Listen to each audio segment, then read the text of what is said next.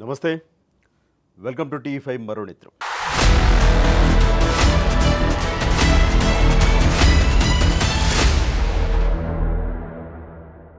సుమారు 300 కోట్ల రూపాయలు, ఇప్పటిదాకా పోయిన ప్రాణాలు 3.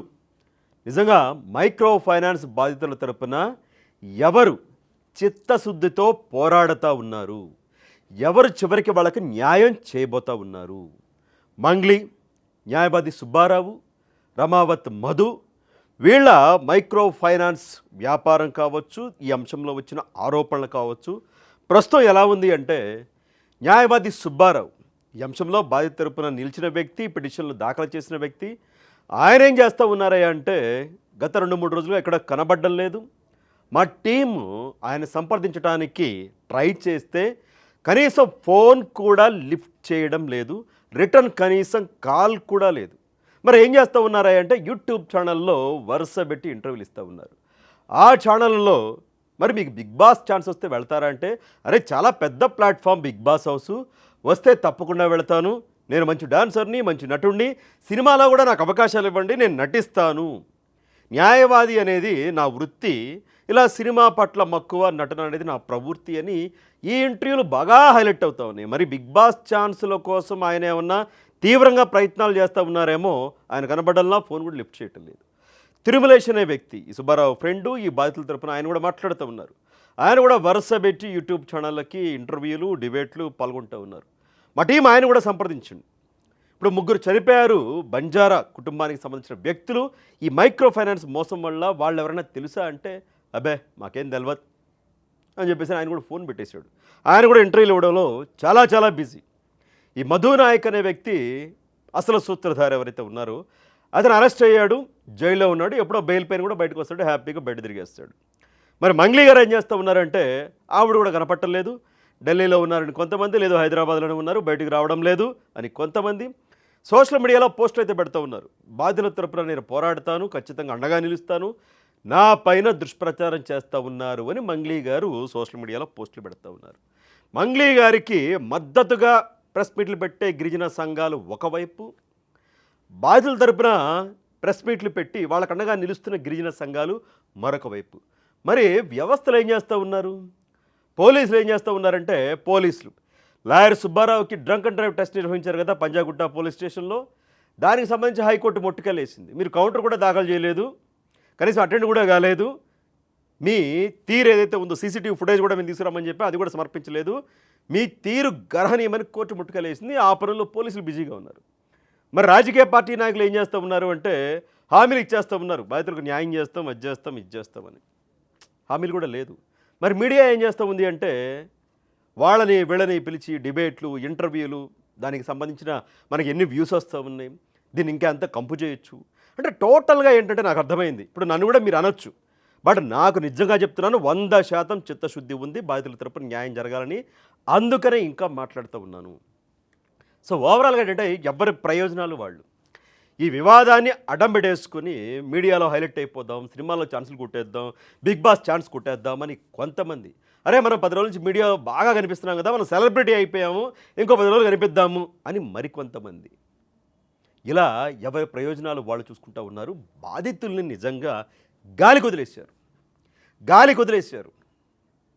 ఇప్పటిదాకా ఈ మైక్రో ఫైనాన్స్ వల్ల తెలంగాణలో 3 గిరిజన తండాలకు చెందిన వ్యక్తులు సూసైడ్ చేసుకుని చనిపోయారంట. వాళ్ళు పెట్టుబడులు పెట్టడమే కాకుండా చాలామంది చేత పెట్టుబడులు పెట్టించడం, వాళ్ళు ఒత్తిడి తీసుకురావడం, ఆ మధు, ఆ మంగ్లీ మాకు సంబంధం లేదు, నువ్వు తీసుకున్నావు మా దగ్గర అని చెప్పేసి అంటే సూసైడ్ చేసుకుని చనిపోయారంట.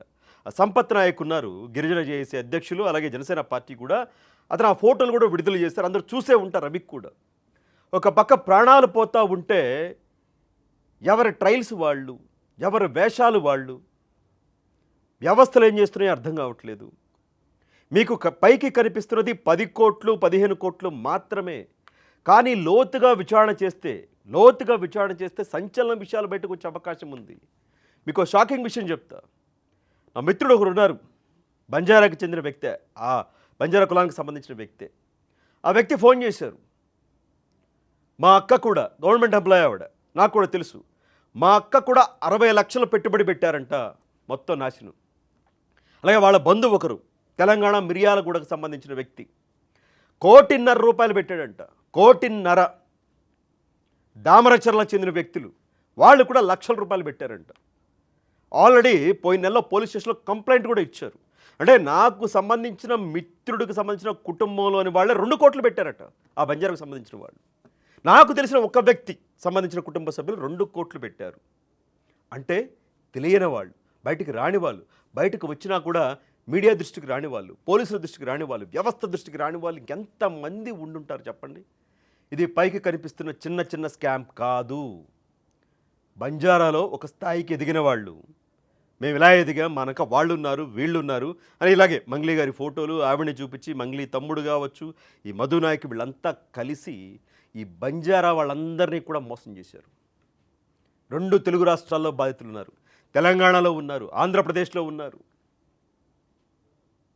లోతుగా దర్యాప్తు చేస్తే ఇది సుమారు 200 నుంచి 250, 300 కోట్లు దాటినా ఆశ్చర్యపోనక్కర్లేదు. అంత పెద్ద స్కామ్ ఇది. ఇంత పెద్ద స్కామ్ జరిగితే, బాధితులు రోడ్లు ఎక్కితే, వాళ్ళు ఫిర్యాదులు చేస్తే అరే ఎవ్వరూ పట్టించుకోవట్లేదు. నిమ్మకి నీరెత్తినట్టున్నారు. ఏమి రాజకీయ పార్టీల నాయకులకు కూడా భాగస్వామ్యం ఏమైనా ఉందా? దీంట్లో మీకు కూడా వాటా ఏమైనా ఉందా? అధికారులకు కూడా వాటా ఏమైనా ఉందా? అందుకనే మీనమేషాలు లెక్కిస్తూ ఉన్నారు. ఒక పక్క ప్రాణాలు పోతున్నాయి బంజారా బిడ్డలవి, వాళ్ళు పోరాటం చేస్తూ ఉన్నారు తిని తినక. అసలు వ్యవస్థలు ఇంత నిమ్మక నీరెత్తినట్లు ఎలా ఉన్నాయో నాకు అర్థం కావట్లేదు. ఎవ్వరి వేషాలు వాళ్ళు, ఎవరి డ్రామాలు వాళ్ళు ఆడేస్తూ ఉన్నారు.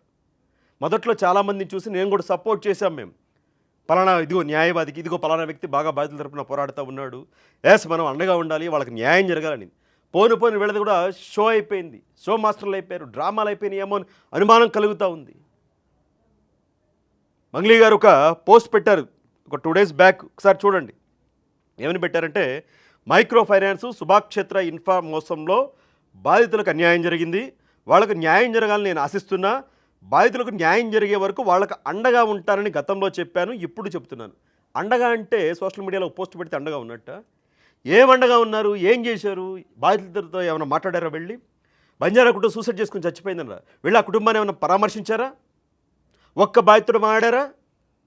సోషల్ మీడియాలో పోస్ట్ పెట్టి చేతులు దులిపేసుకుంటే అయిపోయిందా? మంగ్లీ గారు అందరూ కూడా మీ మీద ఆరోపణలు చేస్తూ ఉన్నారు. వాళ్ళు నాకు సంబంధం లేదు అన్న మీ బంజారా బిడ్డలే మిమ్మల్ని నమ్మడం లేదు. వెనక ఆవిడ ఉంది, వెనకుండా ఆవిడ నడిపించింది, వీళ్ళందరూ పప్పెట్స్ మాత్రమే.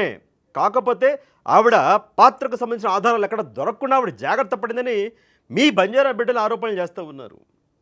డబ్బులు ఇచ్చిన వాళ్ళు మీరు పోస్ట్ పెట్టేసి నేను అండగా ఉంటా, పోరాటం చేస్తా అంటే ఎలా ఎలా? సో ఈ ఆర్థిక మోసంతో నాకు ఎలాంటి ప్రమేయం లేదని బహిరంగంగానే చెప్తున్నా. కానీ ఈ వ్యవహారాన్ని ఆసరాగా చేసుకుని కొందరు వ్యక్తులు, శక్తులు నాపై పనిగట్టుకుని కుట్ర పనుతూ ఉన్నారు, నిరాధారమైన ఆరోపణలు చేస్తూ ఉన్నారు, నోటుకు వచ్చినట్టు మాట్లాడి దుష్ప్రచారం చేస్తూ ఉన్నారు. నిజం నిలకడపై తెలుస్తుంది. ఎప్పటికీ ఎన్ని ప్రాణాలు పోయాక నిజం నిలకడ మీద తెలుస్తుంది.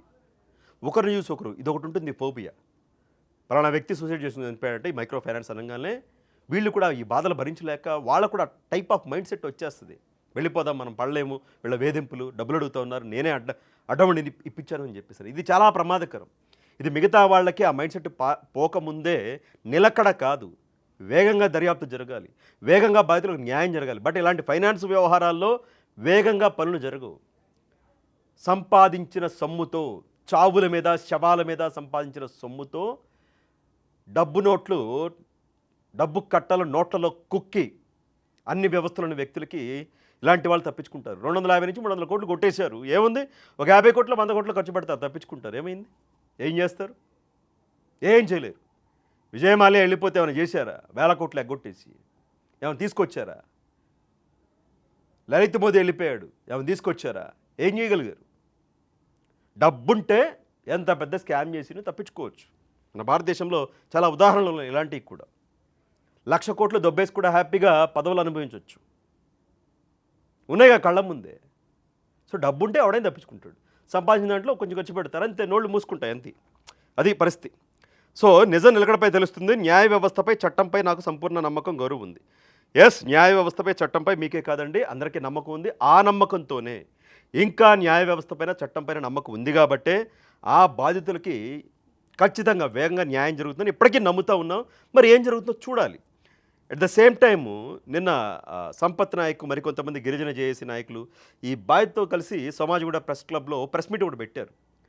వాళ్ళ కన్నీటి గాథలు, వాళ్ళు ఎంతెంత డబ్బులు ఇచ్చారో వింటుంటేనే ఒళ్ళు ఉలిక్కిపాటుకు వచ్చింది. అరే ఇంత పెద్ద స్కామ్ ఇంత సైలెంట్గా ఎలా చేసేసారు అని చెప్పేసి. మంగ్లీ గారి పేరుతో ఇంత పెద్ద స్కామ్ జరుగుతూ ఉంటే ఆ స్కామ్లోని పాత్రధారులు సూత్రధారులతో మంగ్లీ గారి తమ్ముడు శివ చట్టాపట్టాలేసుకుని తిరుగుతుంటే ఇంత కూడా మంగ్లీ గారి డౌట్ రాలేదా? నా పేరు వాడేసుకుని మీ బంజారా బిడ్డలే కదా వీళ్ళు ఎక్కువ వసూలు చేసిందంతా కూడా. ఏ బంజారా ముఖ్యుడో మీకు కనీస సమాచారం కూడా ఇవ్వలేదా? మీ ఫోన్లో ఈ దేశంలోని గిరిజన ముఖ్యంగా బంజారాకు సంబంధించిన ప్రముఖ వ్యక్తులు ఫోటో నంబర్లందరూ కూడా, అంటే ఈ దేశంలో ఎక్కడెక్కడ మంత్రులు ఉన్నారు, ఎమ్మెల్యేలు ఉన్నారు, ఎంపీలు ఉన్నారు, ఐపీఎస్ అధికారులు ఉన్నారు, ఐఏఎస్ అధికారులు ఉన్నారు, బంజారా ముఖ్య నాయకులు ఎవరున్నారు, జాతీయ స్థాయి నాయకులు ఎవరున్నారు, రాష్ట్ర స్థాయి నాయకులు ఎవరున్నారు, వాళ్ళందరితో మీకు టచ్ లేదా?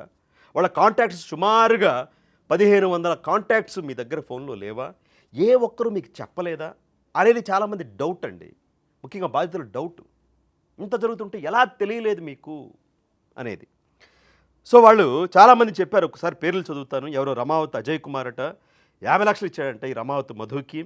అలాగే బానావత్ భగవాన్ అంట 4 కోట్ల వరకు పెట్టుబడి పెట్టాడంట. అంటే ఎంతలా నమ్ముంటాడో మీరు అర్థం చేసుకోండి. అలాగే వాళ్ళ గ్రామానికి చెందిన వ్యక్తి ఈ రమావత్ అజయ్ కుమార్ అనే వ్యక్తి గ్రామానికి చెందిన వాళ్ళే. అంటే నేను పెట్టాను, ఇదిగో ఒక 4 నెలల్లో డబ్బులు వచ్చినాయి అని చెప్పి ఇతను చెప్తే మరికొంతమంది రమావత్ నగేష్ ఒక 24.5 లక్షలు, రమావత్ పీక్య 60,50,000, చంద్యా నాయక్ 48 లక్షలు, రమావత్ కోటేష్ 6.90 6,90,00,000, రమావత్ హన్మ 1,42,00,000, హన్ను నాయక్ 69 లక్షలు, ఛత్రు నాయక్ 1.4 crores, ఇస్లావత్ జైనాయక్ 18.52 కోట్లు, లక్ష్మ నాయక్ 2.37 కోట్లు, లక్ష్మీరామ్ నాయక్ 24 లక్షలు, లక్ష్మణ నాయక్ 29 కోట్లు, శిల్ప 11 లక్షలు. ఇలా ఒక్కొక్కరి దగ్గర ఒక్కో విధంగా వీళ్ళు వసూలు చేశారు. జస్ట్ నిన్న ప్రెస్ మీట్ పెట్టిన వాళ్ళు మాత్రమే. ప్రెస్ మీట్ పెట్టని వాళ్ళు ఇంకెంతమంది ఉన్నారు? వీళ్ళు ఫస్ట్ చెప్పా కదా, మొన్ననే వీడియోలో ప్రస్తావించా. ఫస్ట్ ఒక 6 నెలల పాటు ఇదిగో వడ్డీ బాగా వస్తుంది, అక్కడ మేము అది పెట్టాం, పబ్బు పెట్టాం, సిమెంట్ ఫ్యాక్టరీ పెట్టాం, స్కూల్ పెట్టాం, ఇదిగో మీ లాభం మీ వాటా అనగానే ఆ 10 లక్షలు పెట్టిన వాడు కాస్త ఏం చేస్తాడు? ఆశతో ఇంకో 20 లక్షలు బిక్కొస్తాడు. అదే వాళ్ళకి కావాల్సింది. చేపకు ఎర వేస్తారు. నేను మొన్న కూడా అది చెప్పా. చేపకు ఎర వేసారా, ఎరకి వీళ్ళందరూ కూడా పడిపోయారు. ఇప్పుడు బాధితుల పక్షాన్ని చూస్తూ ఉంటే చెప్పా కదా, అందరూ ఇంటర్వ్యూల్లో బిజీలు అయిపోయారు, అందరూ సెలబ్రిటీలు అయిపోయారు, స్టార్లు అయిపోయారు. ఈ వివాదం దెబ్బకి బాధితులేమో కానీ వాళ్ళ బాధలేమో కానీ చాలామంది స్టార్లు అయిపోయారు. బిగ్ బాస్ అంటే ఇంత చిల్లరా చీపా అనిపిస్తూ ఉంది. అంటే వివాదాల్లో ఉంటే బిగ్ బాస్కి పిలుస్తారని ప్రజల్లోకి ఒక మైండ్ సెట్ వెళ్ళిపోయింది. ఎంత పెద్ద గొడవ చేస్తే బిగ్ బాస్ ఛాన్స్ వస్తుందని వాళ్ళు ఒకసారి చూసుకోవాలి. బిగ్ బాస్ వాళ్ళు కూడా మీ మీద ఉన్నది ఇది ఇమేజ్. బాగా గొడవ చేసిన వాళ్ళు, వివాదాల్లో ఉన్నవాళ్ళు, మీడియాకి రచ్చ చేసేవాళ్ళు బిగ్ బాస్కి వస్తారు అని చెప్పేసి. అక్కడ ఇంకా బాగా రచ్చ చేస్తారు కాబట్టి వ్యూవర్స్ బాగా వస్తుంది కాబట్టి వ్యూవర్షిప్ ఒకసారి చూసుకోండి మరి. సో ఇలా స్టార్లు అయిపోతామని చూస్తూ ఉన్నారు కానీ బాధితుల పక్షాన ఎవరు? సో బాధితులంతా కలిసి అట్లా తెలంగాణలో ఉన్నవాళ్ళు కానీ, అంటే నల్గొండ, దేవరకొండ ఈ ప్రాంతాల్లో ఉన్నవాళ్ళు కానీ, లేదంటే ఆంధ్రప్రదేశ్లో డోను, అనంతపురం ఆయా ప్రాంతాల్లో ఉన్న బాధితులు, ఈ మధు నాయక్ ఈ గ్యాంగ్ వెనకున్న వాళ్ళ బాధితులు, ఈ బంజారా బిడ్డలు కావచ్చు, మిగతా వాళ్ళు కావచ్చు, మీరందరూ ఒక సంఘంగా ఏర్పడండి. ఈ మైక్రో ఫైనాన్స్ బాధితుల సంఘం అని. అంటే ఒక 10 మంది, 30 మంది, 40 మంది కలిసి పోరాడితే వేరు, అన్ని వేళ్ళు కలిసి మీరు ఎంతమంది ఉంటే అంతమంది, 100 మందా, 200 మందా, 300 మందా, 500, 1000 మీరందరూ కలిసి ఒక సంఘంగా ఏర్పడి అక్కడ తెలంగాణలో, ఇక్కడ ఆంధ్రప్రదేశ్లో ఉన్నతాధికారులను కలవండి, కలెక్టర్ని, ఎస్పీని కలవండి, కంప్లైంట్లు ఇవ్వండి, మీకు పరిచయం తీసుకొని మినిస్టర్లు కావచ్చు, మంత్రులు కావచ్చు, మీ స్థానిక ఎమ్మెల్యేలు కావచ్చు, ఎంపీలు కావచ్చు, వాళ్ళకి కంప్లైంట్లు చేయండి, వినపత్రాలు ఇవ్వండి, వాళ్ళపైన ఒత్తిడి తీసుకురండి. అక్కడ ఆంధ్రప్రదేశ్ హోమ్ మినిస్టర్ అనిత గారిని కలవండి, నారా లోకేష్ గారిని కలవండి, ఇక్కడ తెలంగాణలో కలవండి, రేవంత్ రెడ్డి గారిని, వీళ్ళందరినీ కలవండి. మీరందరూ సంఘటితంగా పోరాడండి. వాళ్ళని వెళ్ళి నమ్ముకోవడం కాదు, మీరు నమ్ముకోండి. నాకు చూస్తూ ఉంటే 4-5 రోజులుగా ఈ ఇంటర్వ్యూలు అంటే వీళ్ళ గోలంటే, అంటే బాధితులకు న్యాయం జరగాలి, వాళ్ళకి ఎంతో కొంత డబ్బులు వెనక్కి ఇవ్వాలి, ఈ చావులు ఆపాలి అన్న దానికన్నా కూడా మేము బాగా కనిపిస్తూ ఉన్నాం, ఫోకస్ వస్తూ ఉంది. ఇదే నాకు ఎక్కువ కనిపించింది. నాకు అనిపించింది. మరి మేబీ ఐఎమ్ రాంగ్ కూడా కావచ్చు, రైట్ ఆర్ రాంగ్ కూడా కావచ్చు. మరి మీకేమనిపించిందో మీరు కూడా చెప్పండి. సో మీరు ఒక సంఘంగా ఏర్పడి పోరాడితేనే ఇది అవుతుంది తప్పించి మిగతా అంశాల్లో అవ్వదు అనేది నాకైతే అనిపిస్తూ ఉంది. సో చూద్దాం మరి ఏం జరుగుతుంది అనేది. ఇప్పుడైపోయినా ఈ మైక్రో ఫైనాన్స్ వ్యవహారం పైన వీళ్ళందరి నాటకాలు డ్రామాలపైన బాధితులపైన కూడా ఏ విధంగా పోరాటం చేస్తే వాళ్ళకి న్యాయం జరుగుతుందో కూడా మీరేమనుకుంటున్నారో కూడా మీ అభిప్రాయాన్ని కమెంట్ రూపంలో తెలియజేయండి.